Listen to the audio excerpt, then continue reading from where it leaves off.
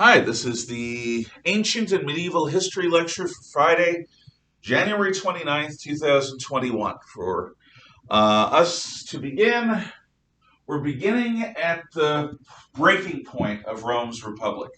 We have talked about how the bizarre possibility of a free people with about 500 years of freedom under their belts would give up their freedom and expect somebody to come in and ride in on horseback and make their lives safe and secure, which is what the Romans did.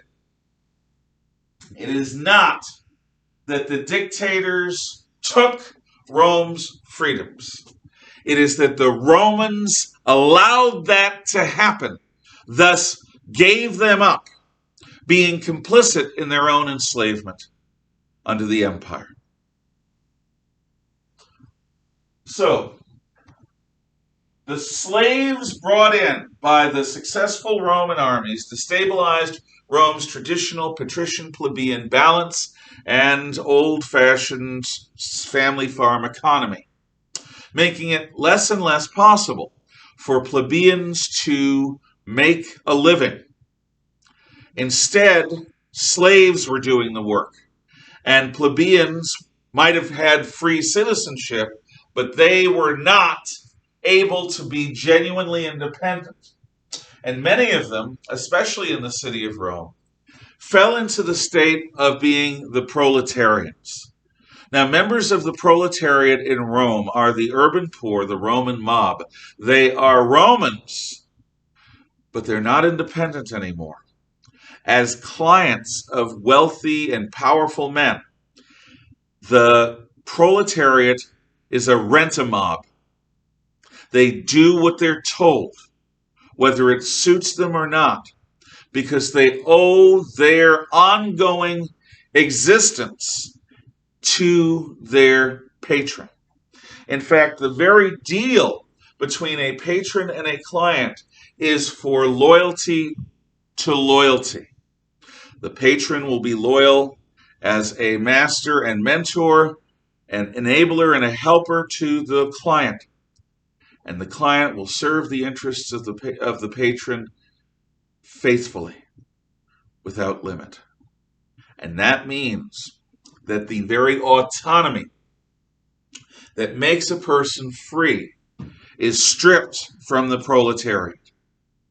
Now, all of this destabilizes the Republic, much in the way that the deindustrialization of the United States, brought on, among other things, by the fact that American workers priced themselves out of the labor market and that American regulations designed to protect American workers made producing anything in the United States even more costly. At a time when international markets were opening up, and instead of producing a pen in the United States at $1 per item of unit costs, in other words, the cost of producing the pen, you have a pen that can be produced in India or China, Vietnam or Cambodia, Indonesia or Brazil even, that might be costing the company 30 cents a pen.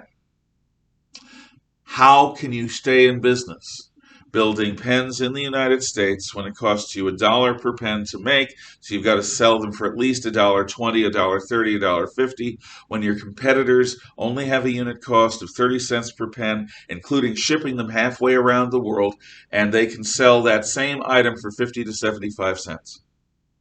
It is impossible to run a business that way. So huge numbers of American industrial workers have been put out of work. This is destabilizing to us because not everyone is fit for college. Not everyone should go to college. College is not the be-all and end-all of life. I'm saying this at the Charter Academy, but it's true. Some people would be much better off going to trade school, becoming a plumber or a carpenter, becoming a welder. The world needs welders. Becoming a skilled tradesman of some kind, learning heating, HVAC systems, heating, ventilation, air conditioner. learning a skilled trade so that you can pull in big bucks and provide for your family. You go to college and get a women's studies degree, unless you become a college professor, and this is unfortunately true of a history degree as well. Unless you're fortunate enough to get a teaching job with a history degree or a women's studies degree, it's going to be very hard for you to find work. Maybe you can become an activist. Maybe you can get a job for a congressman. Maybe you can become a politician. But outside of politics, advocacy, and education, there's not much room for a history qualification, and not for a women's studies one either. So if you have a choice, trade school might be a better route, and it is a better route for all sorts of people. Again, not everyone is born a theoretist, and not everyone needs to go through 4 years of learning the theoretical nature of things that college offers. Our society is challenged by this, because we have fewer and fewer good-paying jobs where a person with a high school education can earn a good living.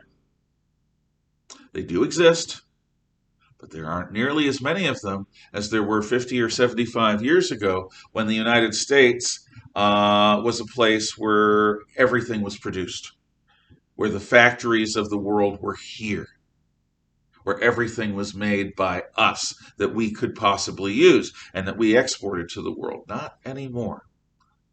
That's a challenge for us. The Romans have that same challenge. With the rise of the slave economy, the plebeian class is turned largely into proletarians in the city of Rome, and that is going to be destabilizing. That destabilization accentuates political differences between the optimates and the populares, and leading populare tribunes, Gaius and Tiberius and Gaius Gracchus, propose a solution to this: land reform, whereby the proletarians are resettled on land confiscated by the government as being too much for any individual to own. So the government of the Republic suddenly is going to, if the land reform were adopted, decide what is a big enough plot for anybody, and anything beyond that is going to be confiscated by the government. Maybe they'll be the old landowner will be remunerated, but it won't be at market value.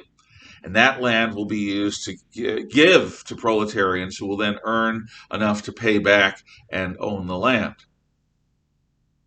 To the populares, this seemed like humanity, a humane solution to a problem that is threatening the existence of Rome. To the optimates, this was theft. This was institutionalized, government-sanctioned theft. And if the government can take your property away from you, property that you legally acquired, without your consent, against your wishes, that government's no longer a representative government of the people, it's a tyranny. And Romans are supposed to fight tyrants, kill them, overthrow them. So there is an unbridgeable gap, a Manichaean difference of opinion that cannot be resolved through compromise between the optimates and the populares. And ultimately, several optimate senators order their clients to mob and kill Tiberius Gracchus. Kill the messenger, the message probably will die. They do this in public, murdering a tribune of the plebs, and they get away with it. No one pays the penalty. So assassination now becomes the norm. Not immediately, but it becomes normalized. If you can't win a debate against your opponent, end their life. Dead men tell no tales, as was said in Robert Louis Stevenson's Treasure Island. So, there's a second chance. Gaius, younger brother of Tiberius, also becomes a tribune. And a few years later, he proposes land reform and is also, killed by a mob. Now, a couple of clients of the optimate senators who ordered this end up being charged. But the truth is, the senators never suffer any penalty. The people who run Rome now know that they can get away with killing their enemies as a means of politics. Politics is no longer about speeches and votes, it's about assassination. It's a bad precedent to set. You ever wonder why people are upset about this election? There's a similar principle at stake. We don't know if the election was rigged or honest. We don't know if there was enough corruption to turn the tables. And we have a media class and about half the American people saying that anyone who even asks that question has gone nuts, is in cloud cuckoo land, or is a traitor. This is after themselves doubting the legitimacy of the 2016 election. And this is about an election that involved unprecedented techniques of vote gathering, like mailing out ballots by the thousands or tens of thousands or hundreds of thousands, millions at the national level, depending upon what state you're in. Not to mention the legitimate reliability questions about voting machines. Instead of saying, yes, these concerns about the election are legitimate, let's investigate. For the time being, Biden took the oath, Biden's president, but let us have a real investigation so that we can find out if the election was legitimately honest or whether it wasn't. Instead of doing that, they damn and suppress anyone who even questions this. This is a bad idea, because if the election was stolen, I'm not saying it was, I'm saying I don't know. If the election was stolen, that sets a precedent. Why on earth would people who have the ability to steal an election, to produce election results like some companies produce pens, why wouldn't they do that again and again and again in the future?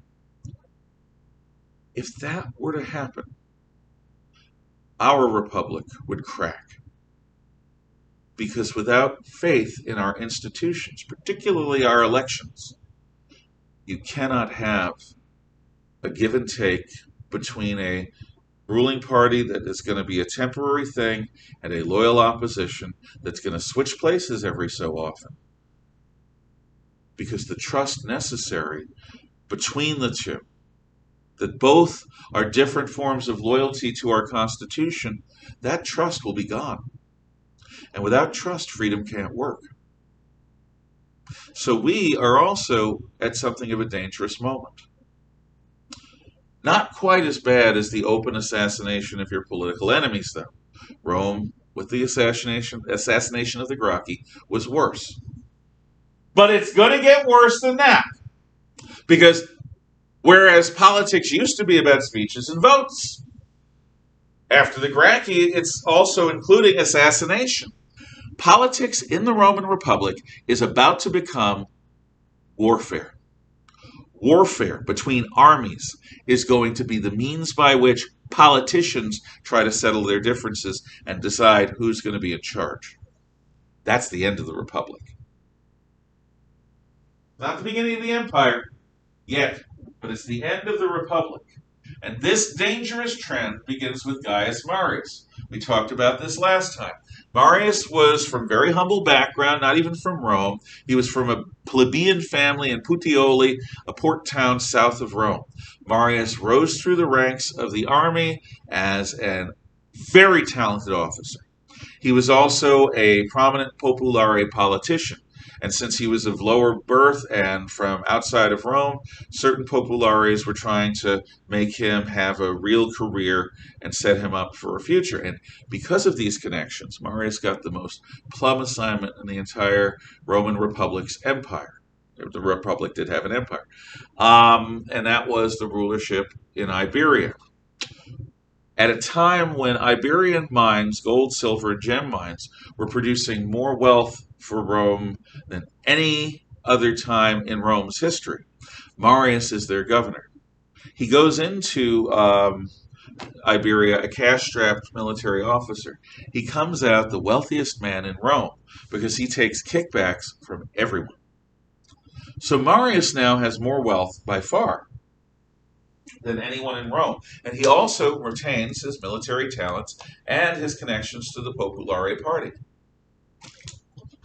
When a crisis develops south of Rome, when King Jugurtha of Numidia decides to fight against Rome for a Numidian empire in Africa, which wasn't very smart, the Roman Senate sent Marius with his aide Lucius Cornelius Sulla to destroy Jugurtha and the Numidians, which they do. With that glorious victory, Marius is even more famous. He's setting up to become the first man in Rome.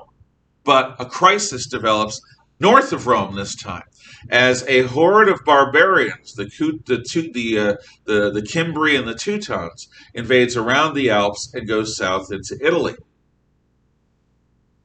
2 Roman armies are destroyed by this horde. Rome is threatened. So Marius is recalled by the Senate, and Marius says in so many words to the Senate, I can solve this problem for you, but it's not going to be by traditional means. You've got to let me do what I've got to do to save Rome. And the Senate says, go to it, Marius, we need you. So Marius recruits healthy young men from the proletarian class as an army. But unlike previous Roman armies, Marius will provide their gear. Marius will provide a new form of organization and a new form of training. The old subunit of the legion, the maniple, is going to be replaced by a new subunit of the legion, the cohort. Roman uniforms and shields will be even more standardized. Marius buys the best equipment and reorganizes his army with the best training in the Roman world. So now the best army in Rome has Marius as their general. And this army marches north and destroys the Cimbri and the Teutons. The barbarian horde is dispersed out of Italy, and Marius returns in triumph. He is the first man in Rome, and he is made consul, and eventually consul for life. It seems like the Populares have won and have their man. However, what has really happened is that a wealthy man has had his private army give him total power. Because it wasn't just gratitude that the Romans felt when Marius returned after defeating the Cimbri. Marius brought his army. And it was that army that made sure that he became first man in Rome and eventually consul for life. Well, if Marius can do it, why not Sulla, his aide, who's an optimate, an aristocrat from the Cornelii? Lucius Cornelius Sulla, remember that name?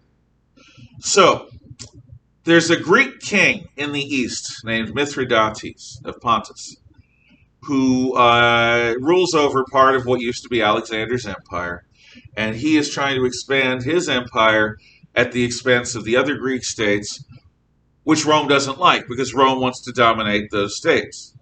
In fact, Rome has an agreement with those states. So Marius, because of his connections to Sulla, sends Sulla east. And Sulla, being wealthy and having many proletarian clients, raises his own private army. He follows the Marius style of organizing in cohorts. He also provides them with this top-grade gear that only Marius's army had heretofore had. And like Marius, because Sulla is paying their salary, and Sulla is paying for their training, and Sulla is paying for their gear. Like with Marius, Sulla's not just their general, he's their patron. They're not just his soldiers, they're his clients. And that means that Sulla, like Marius, now has his own rich man's army.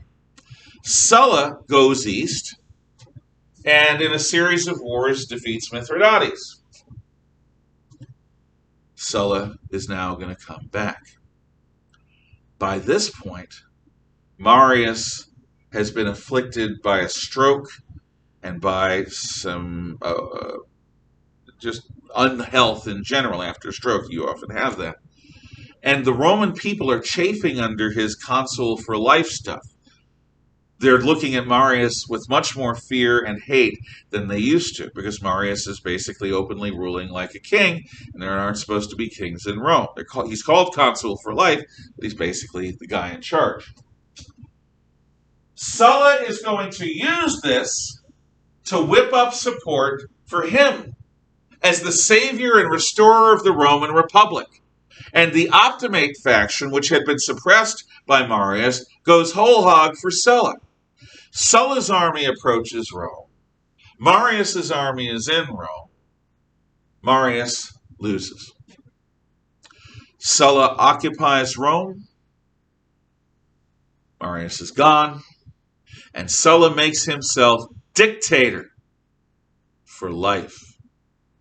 Now, Marius had been consul for life, which means he was one of the two Roman executives. And being the guy with the army, he was obviously the dominant Roman executive.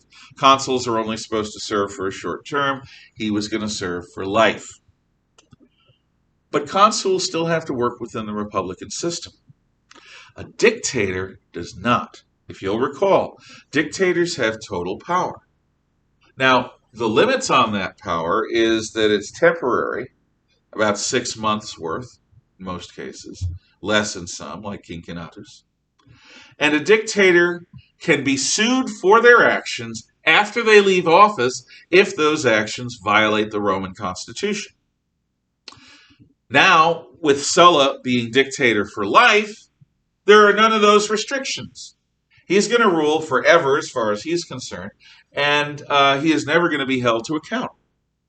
So if Sulla wants to make every Roman man in the Roman Empire wear a pointy hat and call himself Susan, he can do that, because a dictator has unlimited legal powers. Okay, so consul for life Marius is gone, defeated, disgraced. The populares are in the doghouse. Sulla is now dictator for life, in charge. The Optimates are in the driver's seat. And then a few years later, Sulla gets a wasting skin disease and dies horribly. So now Marius and Sulla are both gone. Bye-bye. Now, this is a chance. The fight between Marius and Sulla was open warfare.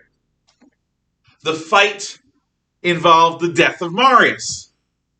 So we have the new post-Gracchi assassination models of Roman Republican politics.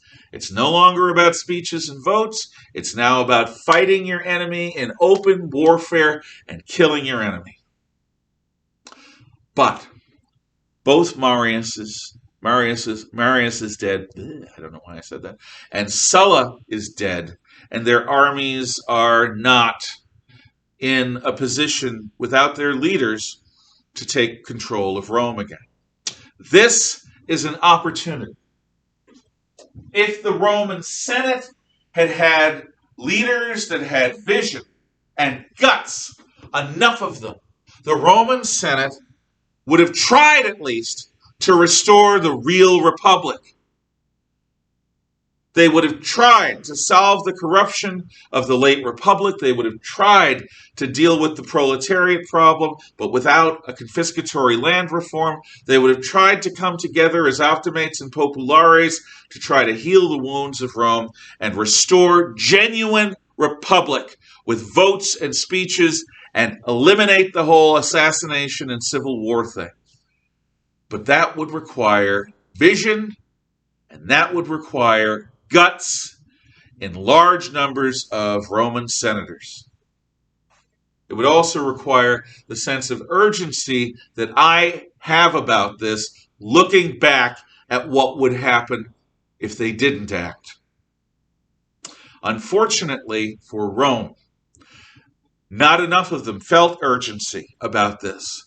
Not enough of them felt courageous enough to step up and say, never again. Never, like we said, no kings in Rome back in the day and kicked Tarquin out. Never again will we allow political assassination. Not of anyone, on our side, on their side, never again. Never again will we allow private armies. All armies that march under the banner Senatus Populusque in Roma, SPQR, and the Roman Eagles are going to be in one wealthy man's private hands. Never again. The Senate and people of Rome are going to take charge, and we are going to restore the Republic. Didn't happen. Didn't happen. Didn't happen. That opportunity was lost. And with it, it was simply a matter of time to see who would win the ongoing civil wars between the masters and patrons of private armies. What comes next is the first triumvirate. The word triumvirate means the rule of three. Now, a three-wheeled vehicle is usually inherently unstable. You compare a tricycle with a wagon or an automobile, and the tricycle is much less stable. Even a two-wheeled vehicle, because it has certain characteristics, in its own way is more stable than a tricycle. The rule of three, the triumvirate, is set up because there are three individuals who are going to develop their own private armies, their own political power, their own military power, their own power among the proletariat. But instead of fighting with one another right away, they'll make an alliance. And that alliance will be to dominate Rome's Senate and people, the Committee of the Centuries, the Republic, to dominate as a group of three and watch each other's backs. But they're Romans. They are ambitious and ruthless. And as such, it's like an alliance in a game of Risk or in a game of diplomacy. The alliance is like a cat leash. The cat holds onto the string or bites onto the string only as long as the cat wants to. When the cat's done, he lets go. And it's no longer a cat leash, it's just a string. The alliance, the triumvirs, are going to watch each other's backs only so long as they need to. And once they believe that they as an individual are strong enough, they'll eliminate the other two. And everyone knows it. No one expects the triumvirs to be a permanent alliance. Everyone expects that it's an alliance of convenience and that sooner or later the alliance will break. So, who are the men that are going to make this alliance? Because, legitimacy, the moral right to rule, is now coming from winning battles. That's what we talked about. The fall of the spirit of the Roman Republic, the failure of the Senate to do what it might have done, which is to restore the real republic. So the first triumvirate's first member is a Roman named Gnaeus Pompeius Magnus. Gnaeus Pompeius Magnus is also known as Pompey the Great. And Pompey the Great starts out as the golden boy of Rome. He's young, he's handsome, he's strong, he looks good on a statue. And the Roman Mediterranean Sea, Mare Nostrum, our sea, is being plagued by pirate groups. These pirates have fleets of warships, and these fleets of warships fight Roman fleets and prey on trade, and sometimes they win against the Roman fleets. So, Pompey is going to take his authority as a triumvir and his money and build up a Roman war fleet like hasn't existed since the First Punic War. And he is going to personally go to sea and destroy each pirate fleet and base one by one. Pompey succeeds in wiping the pirates from the face of the Mediterranean Sea for a good long time. His success grants him glory, imperium, which is the right to command. So he, for a while, is the chief triumvir because of his successful war against the pirates. Now, Pompey doesn't stop there. He is given command in the east. When Pompey starts his campaign, the eastern world is dominated by Rome indirectly through a series of client kings. In other words, kings in the east that are independent in name only. They rule things day to day, but only at Rome's say-so, only at Rome's tolerance. If the kings mess with anything that the Romans want done, they're gone. Maybe they get assassinated. Maybe they die in an accident.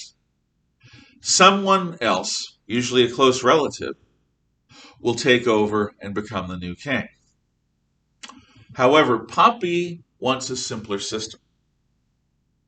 So an example of this kind of king, by the way, is King Herod the Great.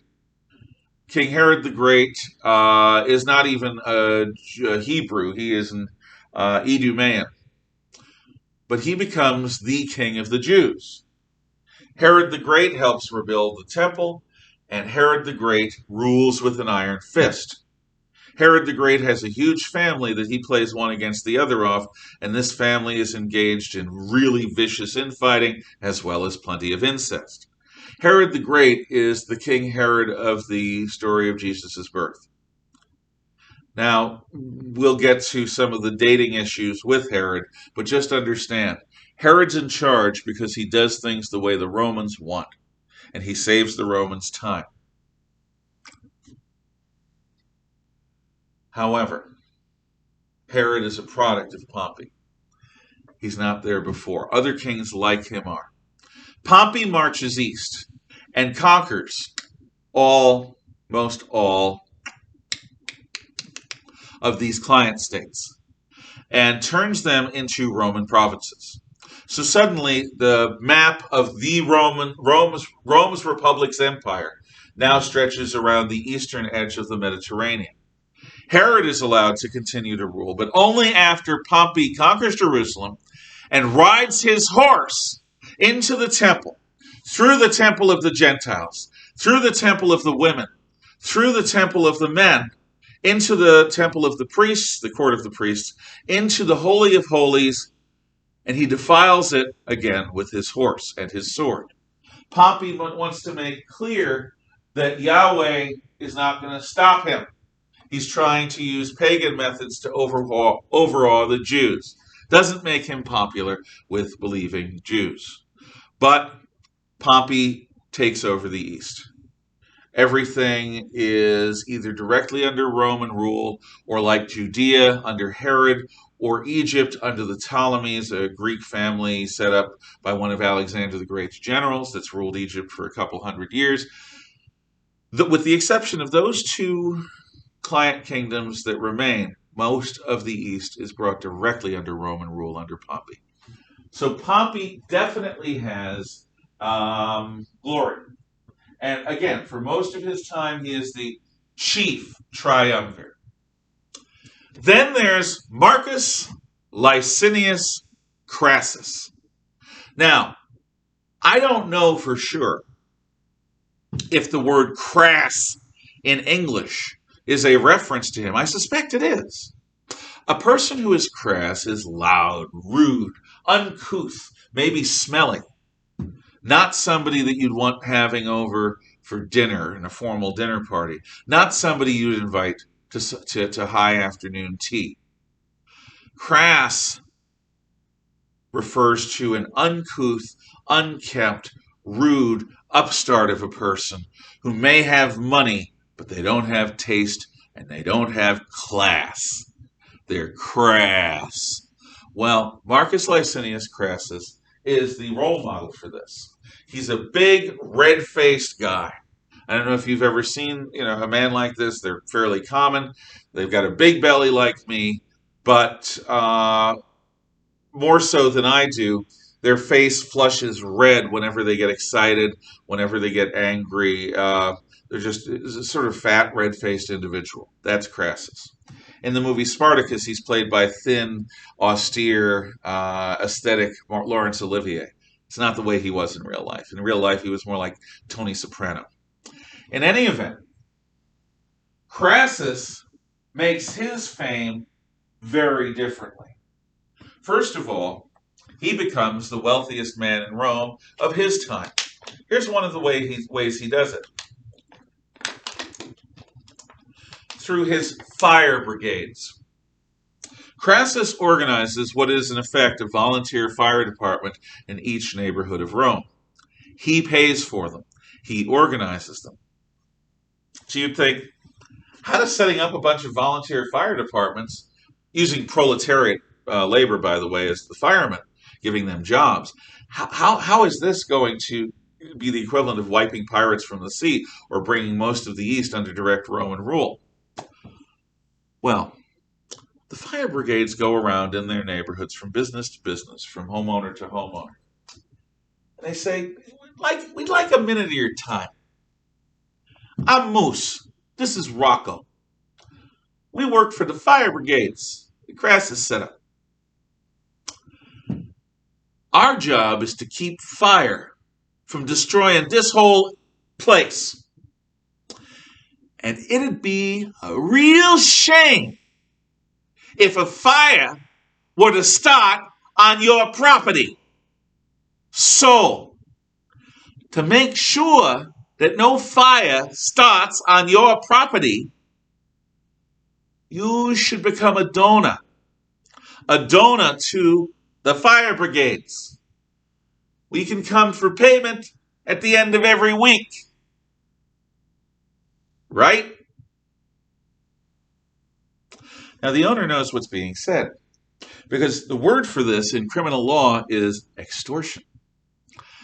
The fire brigade representatives, which I'm calling Moose and Rocco just because, mafia hitman names, they're not saying, gosh, it would be a shame if there were an accidental fire that might destroy your home or your business.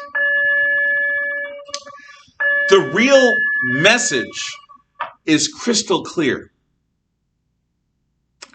Boy, it would be a real shame if we had to burn your place down because you didn't pay us protection money. See, when you pay for protection money, you're paying for protection from us.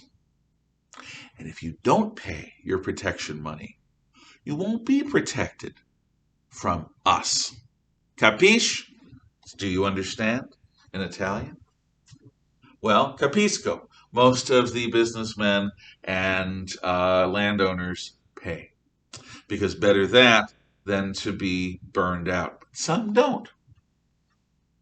Some don't. And wouldn't you know it, their places just go up in flame soon after refusing to pay. The more public their refusal, the sooner and more total their loss. Maybe they end up dying in the fire, being trapped there, because Rome at this time is a giant fire trap.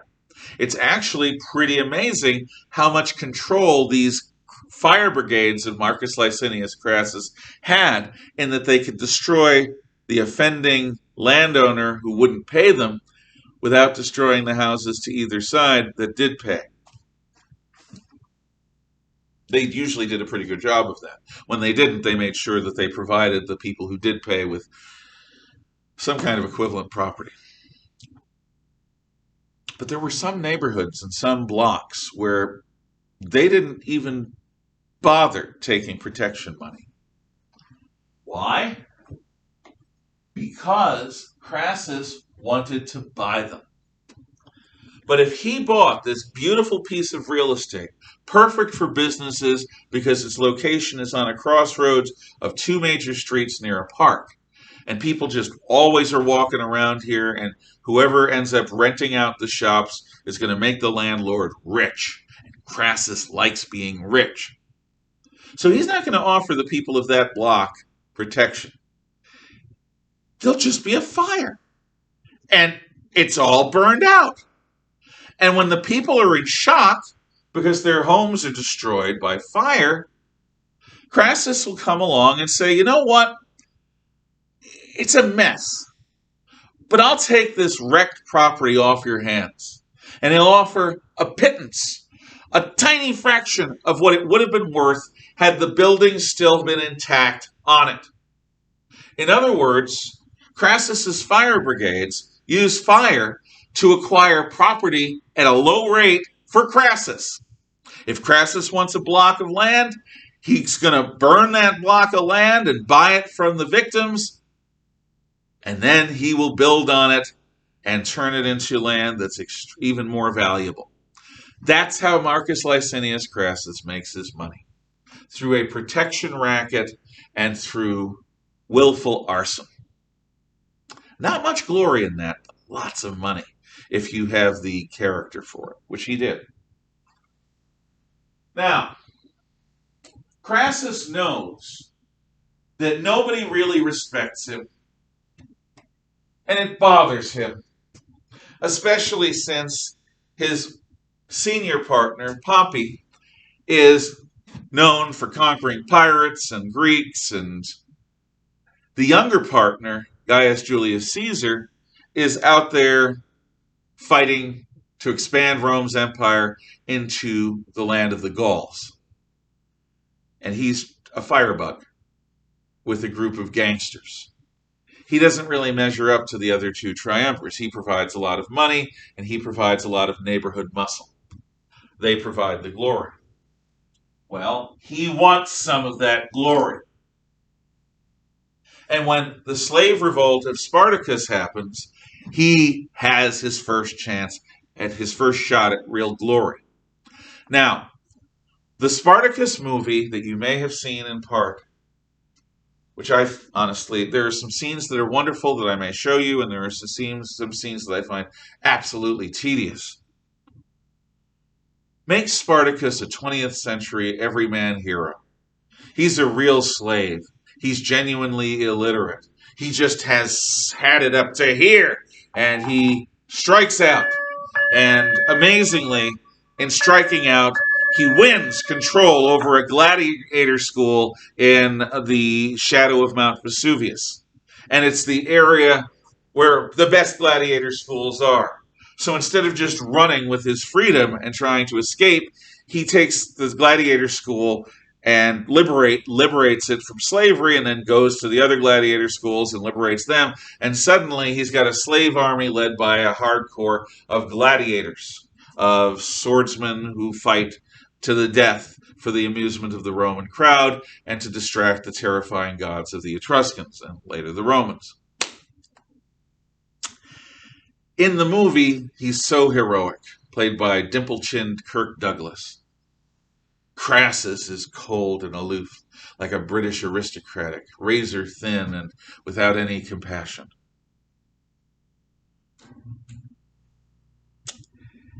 It is much more likely that Spartacus might have actually had a Roman background, or have been literate, able to read and write, or have had some other advantage. The idea of him being a perfectly common man who just happens to be in the right place at the right time and ride the crest of history is very much in keeping with communism and socialism and their theory that individuals just ride the waves of history, they don't make it. I'm not sure I buy that. But whether or not Spartacus was an illiterate Thracian, or a disgraced Roman, or a Greek, doesn't really matter. Not to this story. Spartacus does take control of the area around Mount Vesuvius. A Roman army is sent after him and crushed because the Romans in command underestimate Spartacus. There's a theme here in war. When the Romans underestimate their opponent, whether it's underestimating Hannibal just after he crossed the Alps, or underestimating the Cimbrian, the Teuton barbarian horde, or underestimating a slave army, they usually get their bottoms kicked.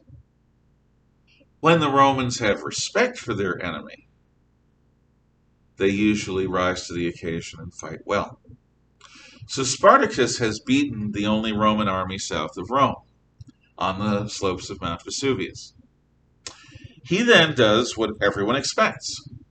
Since he's got this army, he makes his way to the east of the Apennines and northward up the Italian peninsula past Rome, and everyone expects when he fights his way around the Alps and gets out of Italy on one side or the other, that the army will disperse and the slaves will go home and Spartacus will try to be free, and that will be it. Spartacus makes it to North Italy, and then he turns around and goes south again. This doesn't make any sense at all. The whole point of a slave who escapes and kills his master is to escape and go home and live free. Spartacus is marching south. Why? Well, in the movie, he makes a deal with a pirate fleet to come and meet him on a beach and give his army transport across the sea. That will get people home more quickly.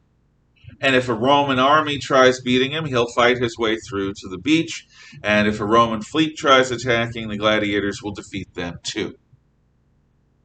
That's the story in the movie, and it may have some truth to it. But what we know is that Spartacus goes south towards the Strait of Messina, which is the gap of water that Scylla and Charybdis legendarily occupied between the tip of Italy's toe and Sicily. But there ain't no pirates at the beach.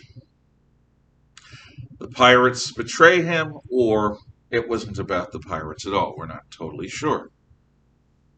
Spartacus is now at the southern tip of Italy, and Marcus Licinius Crassus has taken command of Rome's armies, and he has been given the commission by the Senate and people of Rome and by the other two triumvirs to deal with this slave upstart Spartacus, because the Roman world depends on slaves. And if a slave is allowed to get away with killing his master and making an army and beating the Romans and then escaping, the entire Roman economy and society will fall apart. That's what the slave owners think anyway. And a lot of Romans are afraid of this too, because by this point, they've gotten kind of used to it. The original shock over the slave economy and the rise of the proletariat and the fall of the plebeian class, that's over 100 years ago now. So the Romans have gotten used to having slaves everywhere doing everything. But if these slaves suddenly go after the Romans, that's bad.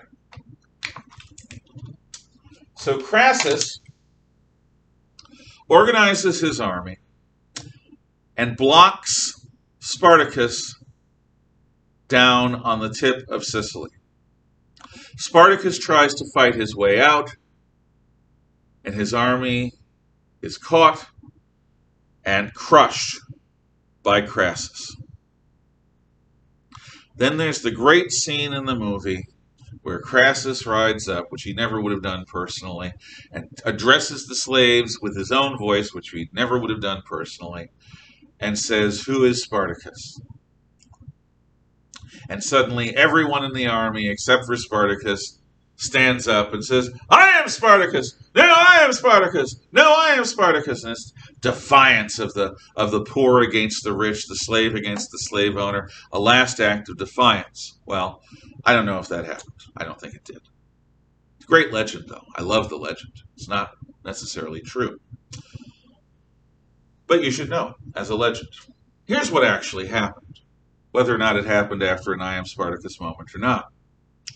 Crassus took all of the surviving slaves and crucified them along the Appian Way, the Via Appia, the road between Rome and Naples, which still exists, by the way, and is used as a highway.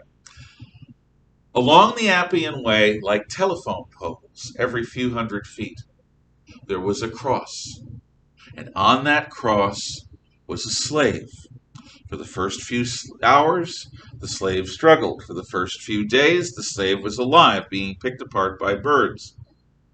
And then there was a dead body with increasing amounts of flesh eaten away by birds and other wildlife. Then there was a skeleton basically held together by gut, cartilage and muscular fibers and things like that. And then the skeleton begins to fall apart. It's left there over a year. Why? Why would Crassus take all of this property and do something so wasteful as destroy it all? And why would he crucify them along Rome's major southern highway? Because everyone in South Italy knew who Spartacus was, slave and slave owner. Everyone in South Italy and the rest of Italy and the rest of the Roman world were afraid of their own slaves taking heart from Spartacus and slitting their throats in the night. By making an example of the entire slave army and their camp followers, Crassus made a lesson that no one would forget. Imagine traveling along that highway, walking or on a wagon or on horseback. And instead of telephone poles every few hundred feet, you see crucified slaves, one after another, several per mile, mile upon mile, for days of travel. No one can mistake the lesson. You rise up against Rome, you die like a criminal, the worst possible death we can think of, which is crucifixion, and you will die in front of the gods and everyone. We are not messing around. If you're a slave and you don't want to be one, kill yourself. Otherwise, accept your lot. Because if you mess with us, you'll wish you were never born. And it's an effective message. There's a reason why we talk about the Spartacist revolt. The Spartacus revolt, and his followers. It's because it's rare. Every so often there are peasant uprisings in Sicily. They are all crushed. But Spartacus was in Italy. He defeated Roman armies. An example had to be made, and an example was made. So where we will leave things today in our lecture is Crassus having just defeated Spartacus. He's now at the height of his glory and near the height of his power. Before I'm done, I want to reward those of you who are doing what I'm asking, which is to listen to and watch every second of these videos. I'm not necessarily going to talk about this in other places, because you all should be watching all of today's video. And if you don't, then you'll miss this message probably. On Monday, a chapter survey is due, and there will be a Baker quiz. You all knew that, I think. But if not, you now know. Remember that quiz on the early stuff from Unit 3, including Italian geography and the bases of the Roman Republic, the Etruscan period, the early Republic, all of that? Well, I'm going to combine that with what we have covered with the Punic Wars and the fall of the Roman Republic. And sometime next week, there's going to be a major, big quiz or a small exam. And it will be on everything we've covered so far by that point in Unit 3. And that will be by the time we get to the end of the fall of the Roman Republic and the moment when the empire is born. So sometime probably next week, there's going to be this quiz on everything from Italian geography through the fall of the Roman Empire and the fall of the Roman Republic and the birth of the Roman Empire. So be ready for that. And also, of course, be ready for your chapter quiz on the chapter survey that's due this coming Monday. Other than that, I hope you have a wonderful weekend. Thank you for watching. Take care.